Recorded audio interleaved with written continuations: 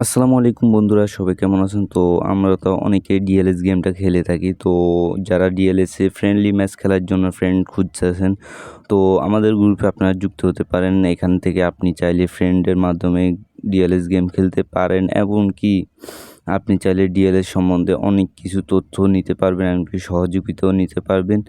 এবং কি আপনি এই গ্রুপে থাকলেও অনেক তথ্য নিতে পারবেন, আর অনেক আপডেটও নিতে পারবেন, এমনকি সকলের সাথে যোগাযোগ করতে পারবেন।